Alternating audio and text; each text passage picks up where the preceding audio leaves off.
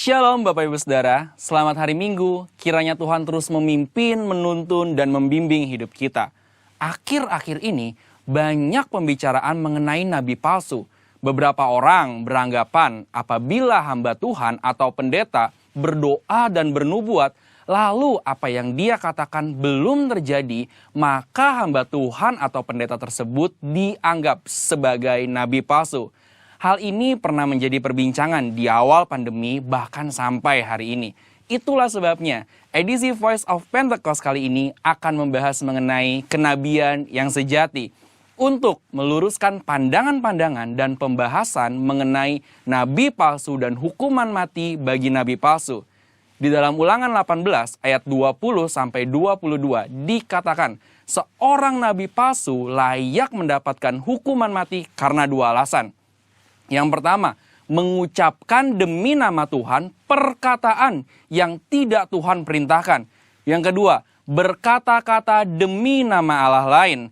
Arti yang kedua ini sangat jelas, yaitu secara jelas menggunakan nama Allah lain. Namun, perihal alasan yang pertama, apakah tandanya seseorang mengucapkan demi nama Tuhan sesuatu yang tidak Tuhan perintahkan? Bagaimanakah mengukur perkataan tersebut terjadi atau tidak? Tentu jawabannya adalah menunggu.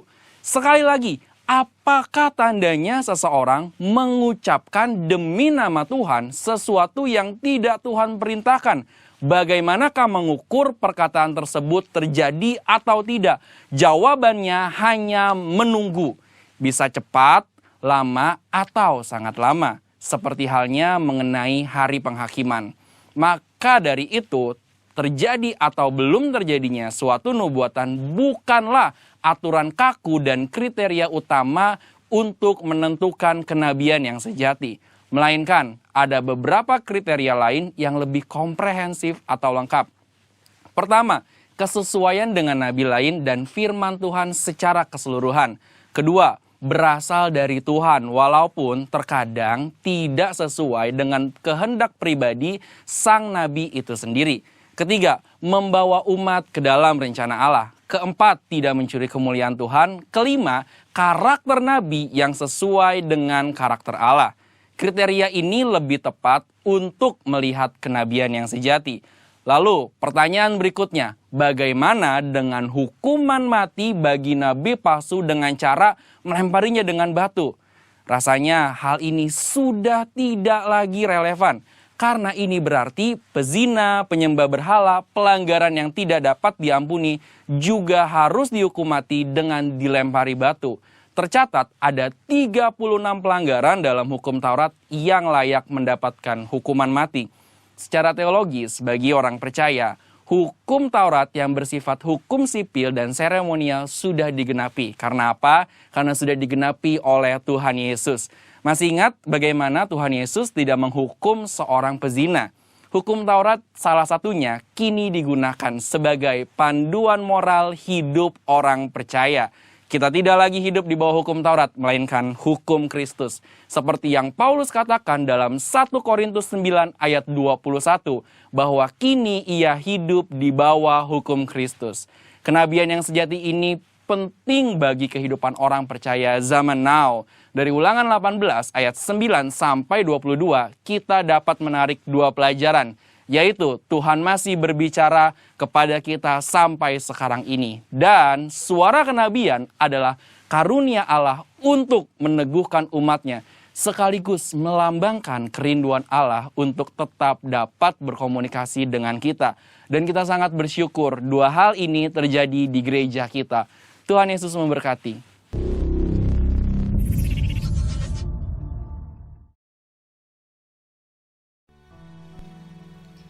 Shalom Bapak Ibu Saudara yang dikasihi Tuhan. Pada hari ini kita akan memulai ibadah kita. Kita mau menyembah Dia Allah yang hidup. Mari sama-sama kita satukan hati kita. Kita angkat suara kita sembah Dia. Oh Jesus, sebab kuasa-Mu lebih besar Tuhan daripada segalanya di dunia ini Tuhan. Amin Tuhan.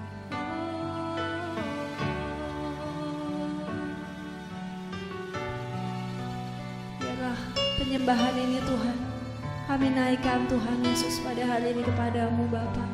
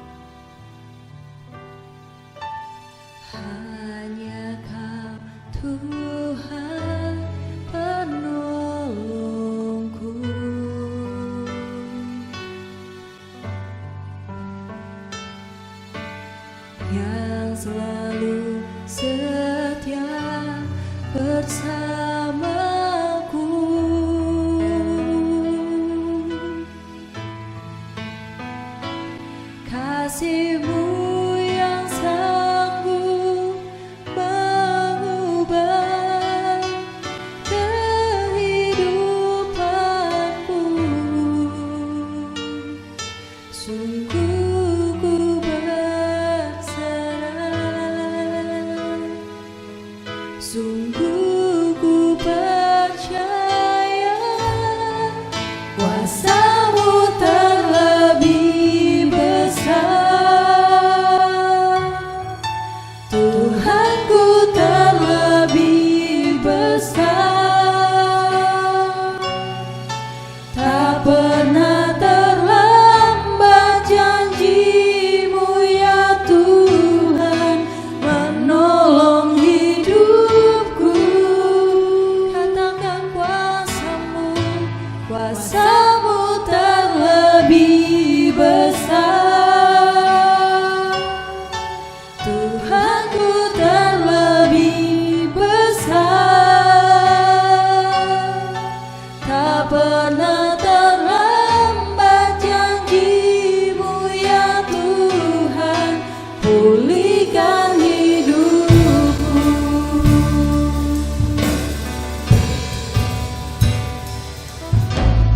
Hanya Kau Tuhan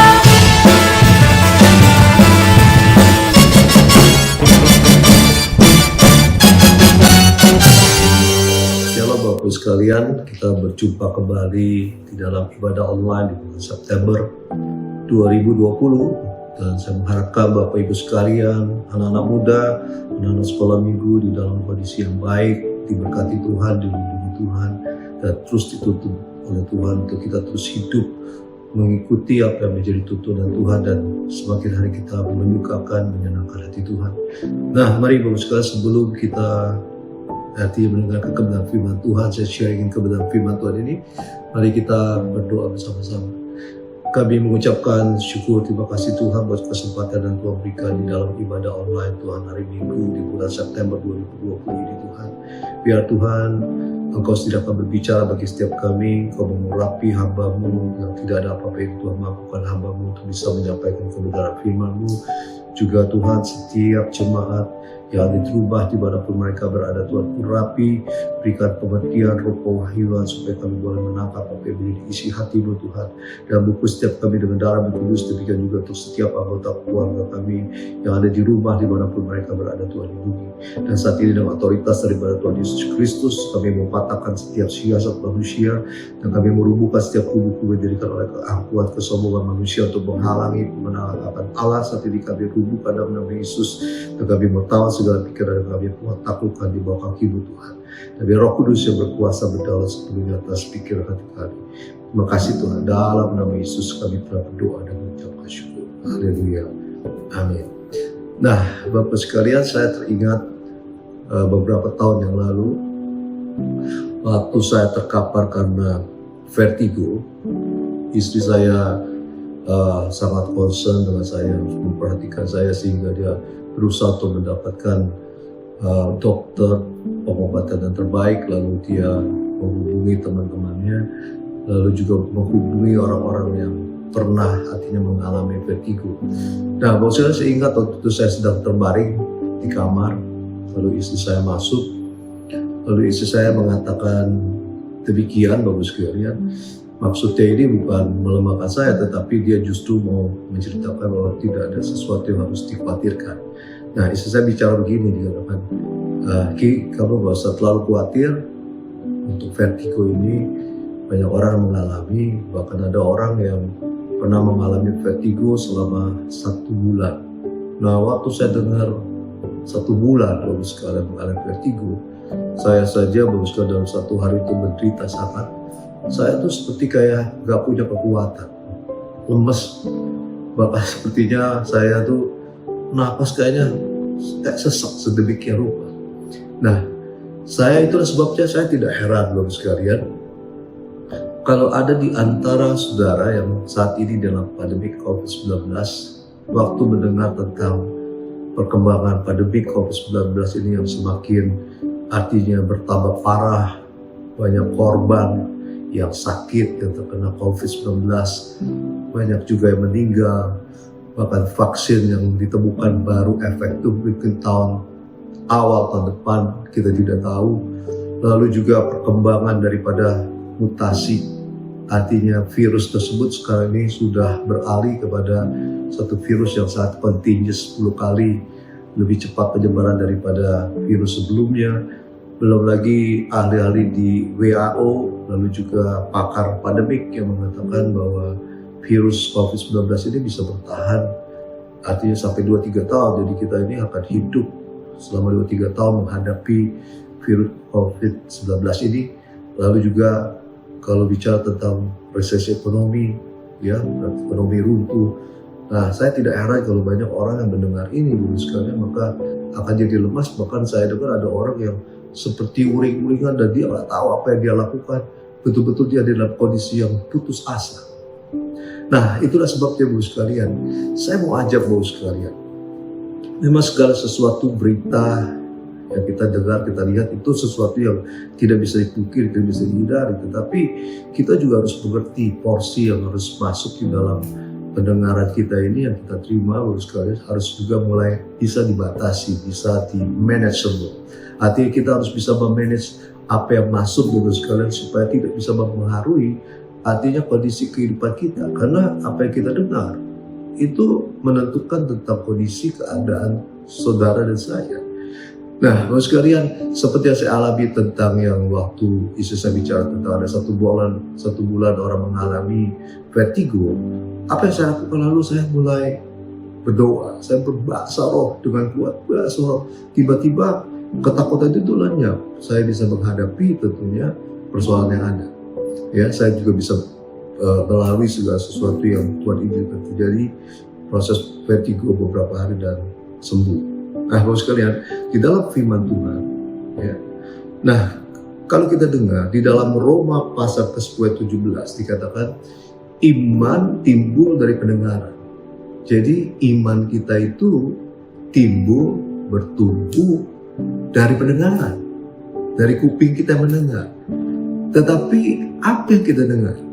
Bukan soal berita-berita dunia menakutkan, mencemaskan kita yang membuat kita jadi takut, bisa jadi putus asa, Bapak sekalian. Tetapi dikatakan pendengaran oleh firman Kristus. Nah, itulah sebabnya Bapak sekalian yang seperti saya katakan, kita harus membagi porsi kita soal telinga kita ini untuk lebih banyak mendengar firman Tuhan ketimbang berita-berita tentang pandemi COVID-19. Nah, di dalam Alkitab, Bapak sekalian, dikatakan juga Bapak sekalian dalam Yesaya pasal 28-23, pasanglah telinga dan dengarkanlah suaraku, perhatikan dan dengarkanlah perkataanku, kata Tuhan. Dan bahkan dikatakan Bapak sekalian di dalam Amsal pasal 18 ayat 15, hati orang berpengertian memperoleh pengetahuan. Ya, dan telinga orang bijak menuntut pengetahuan. Pengetahuan apa? Tentunya orang bijak akan tahu apa yang sangat penting di dalam hidupnya. Tidak lain adalah firman Allah. Nah, Bapak sekalian, bicara tentang perlindungan Tuhan ini dahsyat sebetulnya.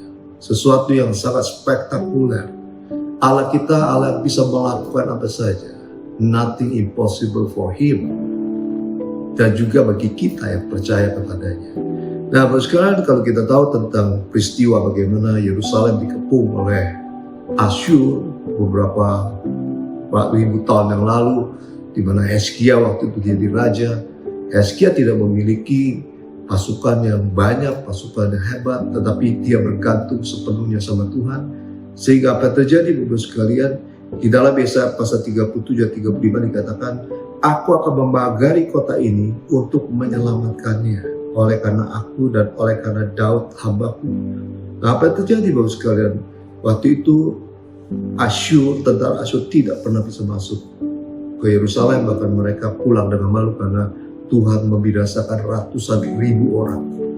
Ya, Tuhan sendiri yang berperang atas mereka. Dan kita melihat tentang Ayub, kalau saudara baca, Bapak sekalian, iblis sampai bilang, ya, karena kau memagari dia, maka tentunya iblis tidak bisa melakukan apa-apa.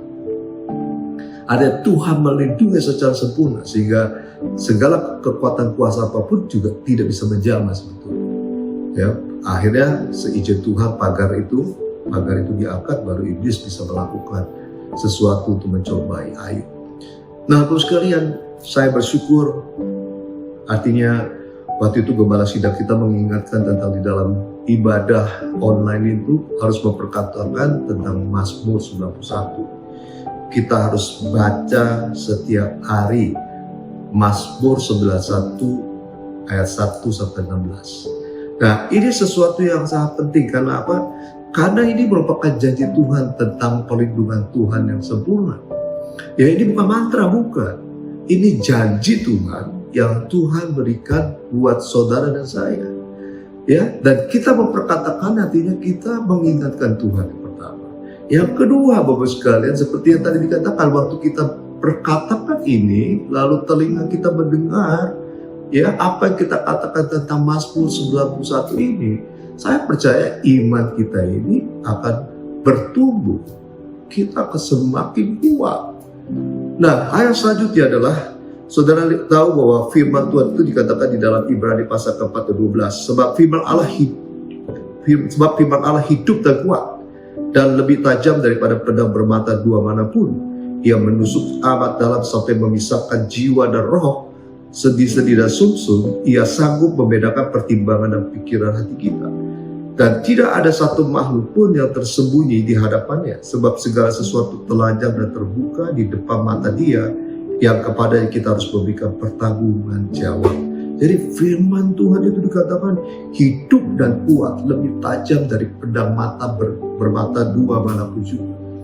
Jadi sesuatu yang kita perkatakan, apalagi janji Tuhan ini dalam Mazmur 91, saya percaya kekuatan si jahat waktu dengar apa yang kita perkatakan ini, mereka akan gemetar, mereka akan takut. Wah, ini orang-orang percaya, orang-orang Kristen tahu akan janji Tuhan.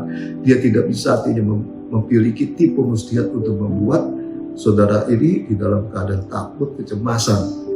Nah, selanjutnya, waktu Mazmur 91 ini dibacakan, Bapak sekalian, itu kita juga diingatkan tentang apa yang kita harus lakukan untuk artinya apa yang dijanjikan Tuhan itu digenapi di dalam kehidupan kita.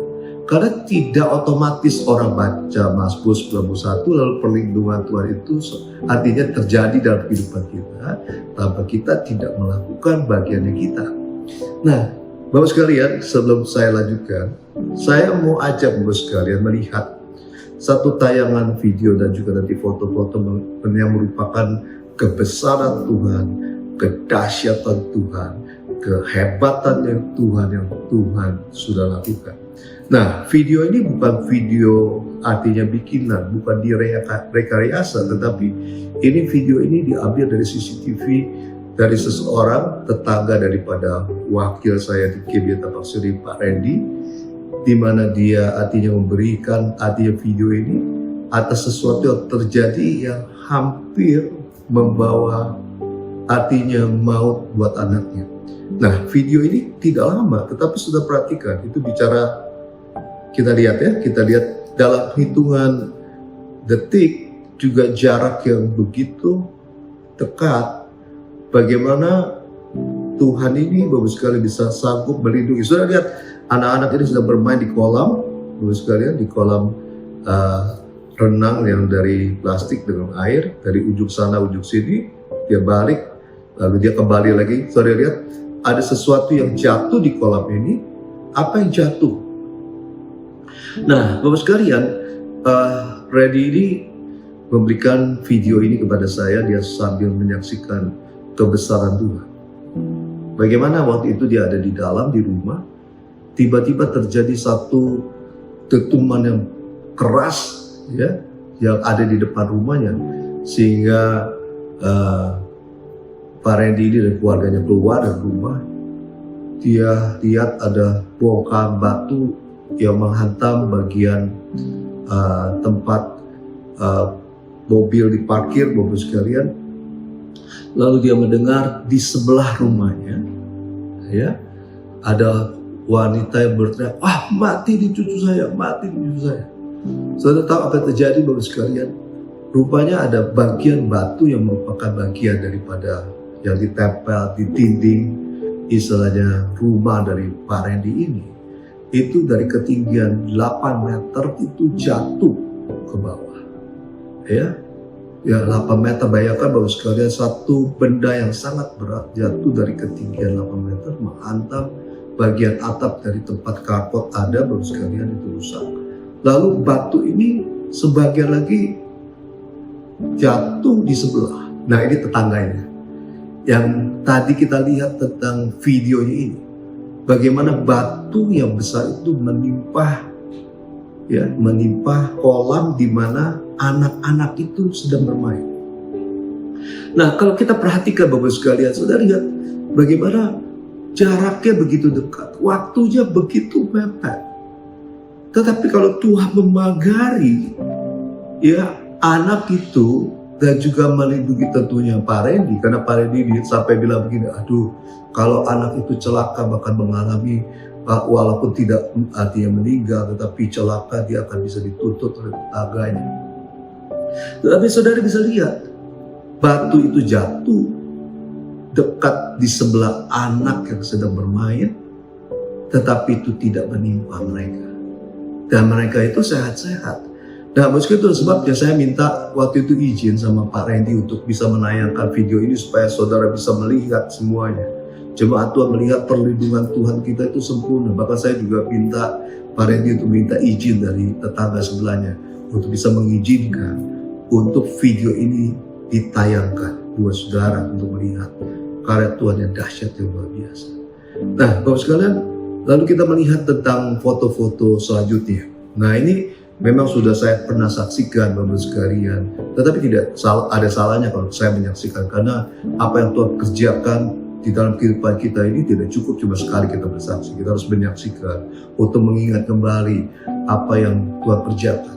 Nah, Bapak sekalian, waktu ayah saya masih tinggal sendiri, Bapak sekalian, ya di rumah di daerah Kelapa Gading, waktu itu saat itu umurnya 86 tahun, ya 86 tahun, sekarang usianya sudah memasuki 93 dan masuk 94 tahun dan tinggal bersama-sama dengan saya. Nah, apa yang terjadi Bapak sekalian, di rumahnya itu Bapak sekalian tabung gas yang 12 kilo, salah satu tabung gas 12 kilo yang ada di atas rumah, ada dua, satu di bawah, satu di atas, itu bocor.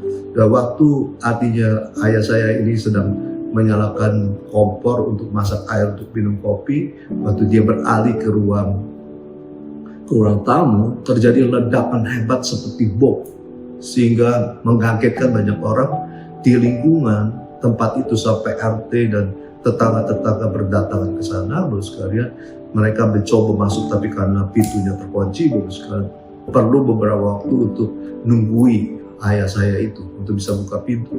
Nah, apa yang terjadi Bapak sekalian, waktu ayah saya buka pintu, mereka masuk dan mereka melihat foto-foto ini. Mereka melihat kondisi ini. Mereka ini bukan foto, tapi mereka melihat kondisi yang sebenarnya. Saya datang kemudian saya ambil foto ini, ya, untuk merupakan satu kesaksian, dokumentasi saya untuk menyaksikan kepada orang lain betapa dahsyatnya Tuhan. Nah, kita lihat Bapak sekalian, saudara lihat rumah ini Bapak sekalian, ya, foto-foto ini ada beberapa rumah hancur lebur Bapak sekalian, ya, rontok semua, bagian atasnya penyangga daripada atlet rubuh, dan bahkan kalau saudara lihat ada genteng-genteng yang berterbangan, ada beberapa genteng yang terbang tidak pada tempatnya. Saudara lihat juga bagian kayu-kayunya hancur sama sekali. Ini bagian depannya juga, ya. Ini bagian juga ada beberapa tempat yang saya perlihatkan di sini. Ya, Bapak sekalian, ini hancur lebur Bapak sekalian karena ledakan yang begitu dahsyat, begitu besar. Nah, Bapak sekalian, tetapi apa yang terjadi Bapak sekalian? Ledakan yang terjadi di rumah ayah saya ini tidak melukai sedikit pun orang tua saya. Sampai orang-orang yang datang, Bapak sekalian, melihat, menyaksikan kondisi keadaan seperti ini, sampai bilang gini, Om, ini kalau bukan Tuhan yang nolong, Om gak bisa seperti yang sekarang ini. Nah, itulah sebabnya Bapak sekalian, saya mau ajak Bapak sekalian betapa dahsyatnya Tuhan. Ya, Yesus dahsyat, Yesus hebat, Yesus luar biasa, Yesus maha ajaib, ya, segala-galanya.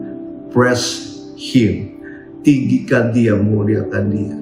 Nah, itu sebabnya Bapak sekalian, maka kita harus memang membaca setiap hari. Ya, tidak tentunya Mazmur 91 saja, Bapak sekalian, tapi saudara harus baca kebenaran firman Tuhan, karena seluruh firman Tuhan di dalam yang tertulis dalam Alkitab, sesuatu yang semuanya ada kebenaran, dan kebenaran itu membenarkan kita.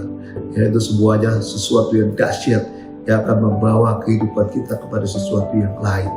Nah, mari Bapak sekalian. Nah, saya sekarang kembali ke dalam Mazmur 91 ini, yang seperti saya katakan, tidak artinya secara otomatis orang baca bahkan hafal Mazmur 91, lalu perlindungan Tuhan itu otomatis dia bisa terima sedemikian rupa. Nah, kalau kita baca di Mazmur 91 ini, itu dahsyatnya Tuhan melindungi dari segala aspek, ya, dari segala sakit penyakit, sakit sampar, sakit apalagi Bapak sekalian menular, Bapak sekalian, bahkan ada yang namanya rencana-rencana orang jahat, lalu juga daripada si iblis Bapak sekalian, dari malapetaka dan segala tulah. Ini janji Tuhan buat kita semua. Nah, tetapi ada sesuatu yang kita harus pelajari dan kita harus pahami Bapak sekalian, bahwa setiap saudara saya ini harus mengerti bagian apa yang kita harus lakukan supaya apa yang dijanjikan Tuhan itu digenapi tentunya dalam kehidupan kita semua.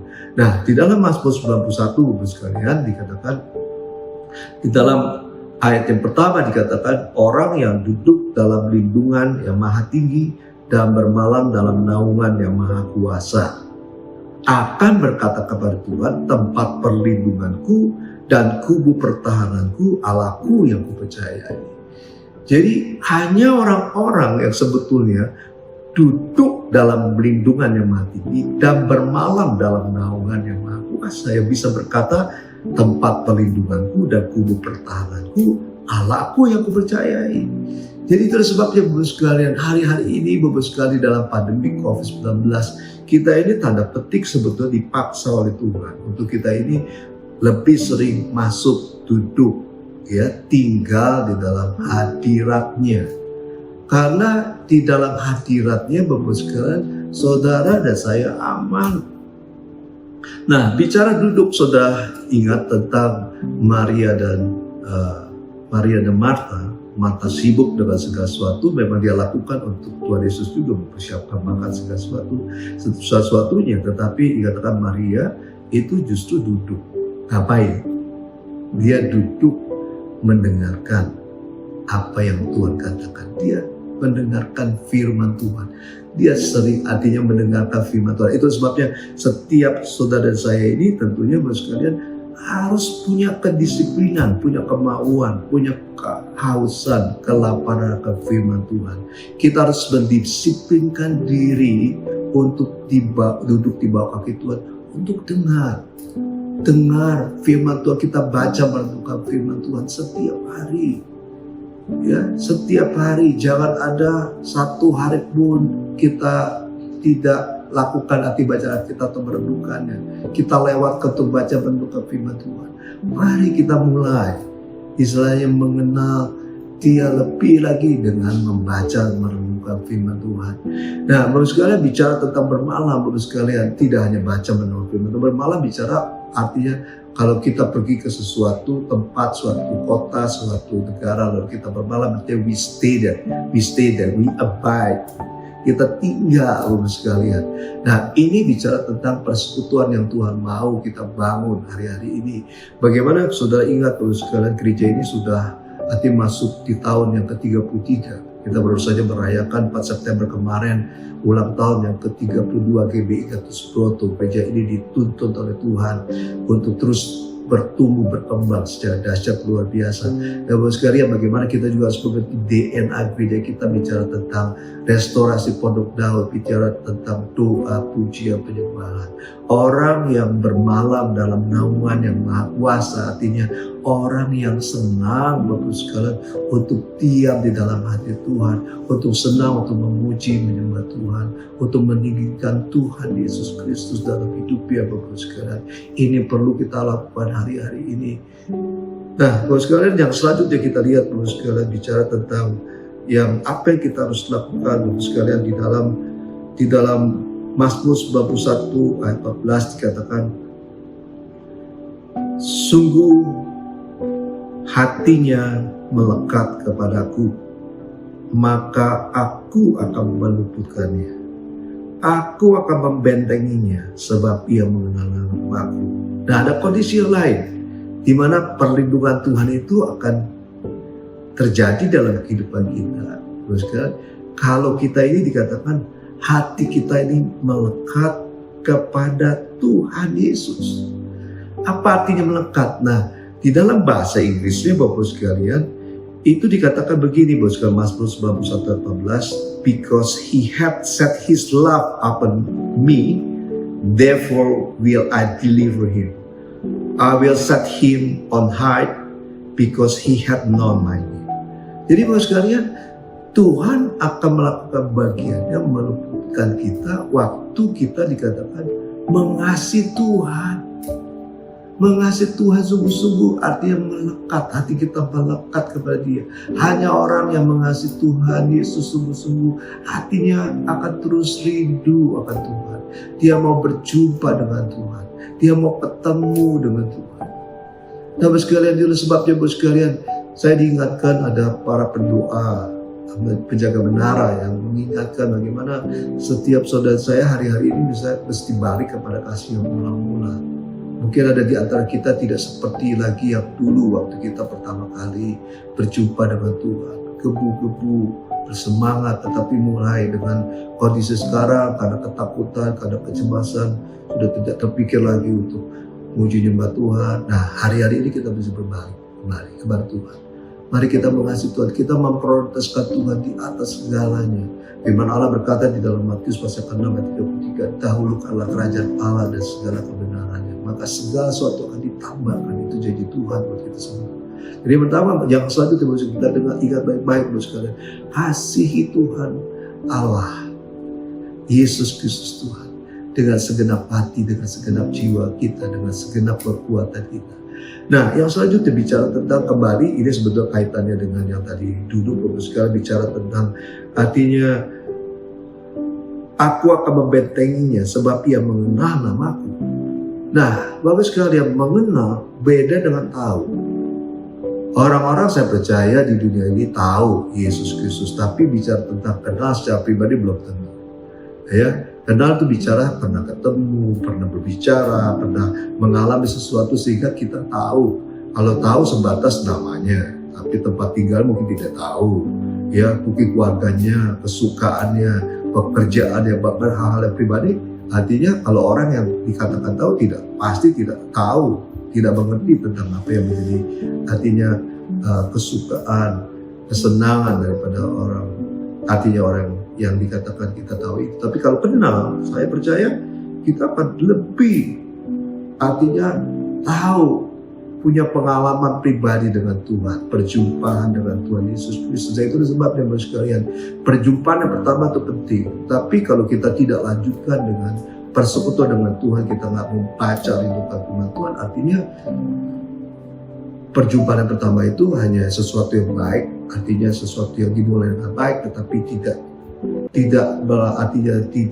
dikembangkan, tidak dibangun dengan baik, akhirnya Bapak sekalian akan makin lama artinya kita jauh daripada Tuhan.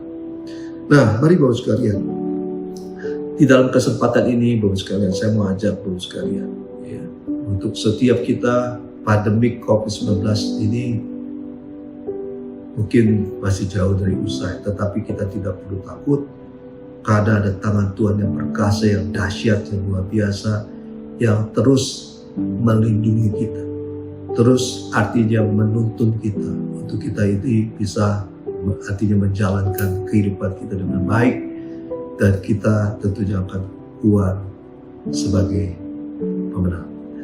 Nah, mari Bapak sekalian, kita sebentar lagi akan masuk di dalam perjamuan kudus.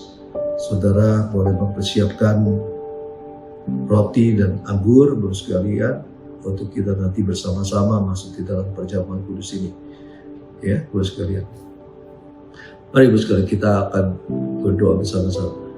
Tuhan Yesus, terima kasih Tuhan buat kesempatan yang Tuhan berikan. Tuhan, kami boleh mendengar firman Allah Tuhan Yesus, dan kami boleh melihat karya Tuhan yang dahsyat yang Tuhan sudah nyatakan Tuhan Yesus di dalam kehidupan daripada orang-orang yang percaya, yang sungguh-sungguh dengan Engkau Tuhan Yesus. Kau dahsyat, Kau luar biasa Tuhan.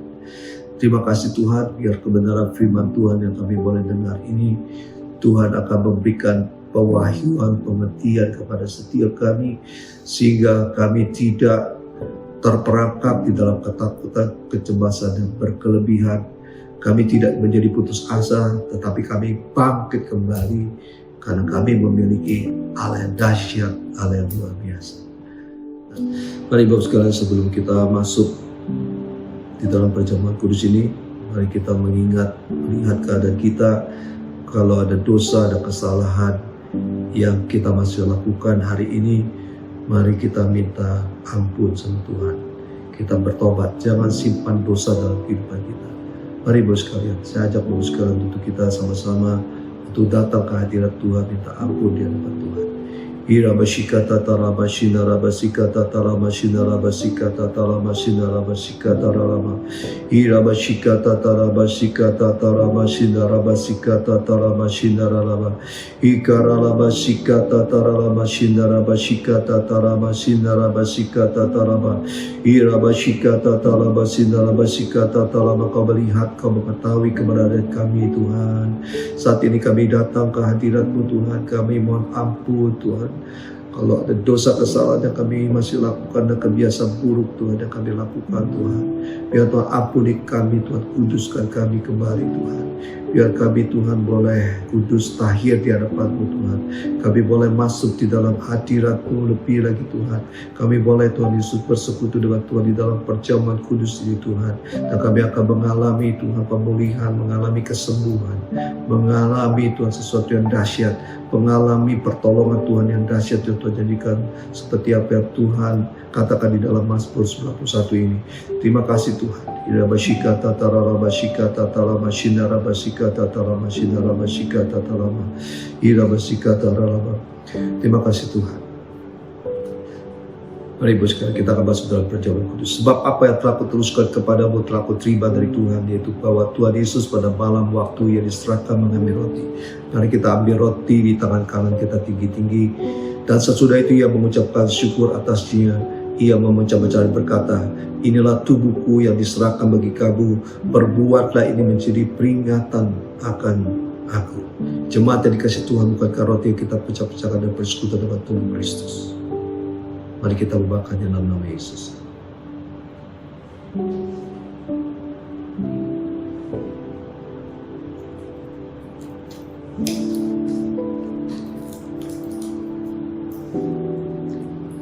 Terima kasih Tuhan Yesus, terima kasih Tuhan. Mari kita angkat cawan anggur kita tinggi-tinggi. Demikian juga yang mengambil cawan sesudah makan lalu berkata, cawan ini adalah perjanjian baru yang dimeteraikan oleh darahku. Perbuatlah ini setiap kali kamu meminumnya menjadi peringatan akan aku. Jemaat yang dikasih Tuhan, bukankah cawan anggur yang di atasnya kita ucapkan syukur adalah persekutuan dengan darah Yesus. Mari kita meminum ya dalam nama Yesus.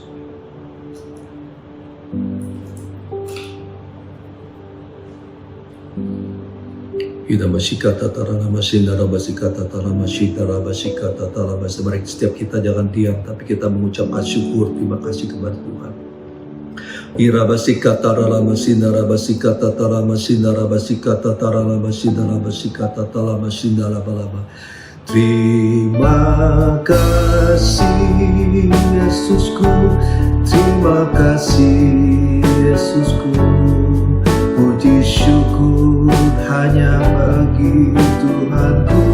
Terima kasih Yesusku, terima kasih Yesusku. Puji syukur hanya bagi Tuhanku. Mari saya berdoa buat para jemaat yang ada di rumah dimanapun saudara berada. Mungkin saudara di dalam kondisi yang sakit, saudara di dalam kondisi yang lemah, saudara dalam kondisi yang putus asa, mungkin di dalam kekecewaan, juga ketakutan, kecemasan. Mari angkat tangan di hadapan Tuhan. Saya akan berdoa bersama saudara. Tuhan Yesus, Kau melihat tangan-tangan yang terangkat di hadapan-Mu Tuhan. Tuhan, Kau mengetahui jemaat-Mu Tuhan. Kau mengetahui mereka Tuhan, membutuhkan pertolongan daripada-Mu Tuhan. Hamba-Mu berdoa di dalam nama Yesus. Biar Tuhan Engkau sendiri beracara buat setiap anak-anak-Mu yang membutuhkan pertolongan daripada-Mu Tuhan.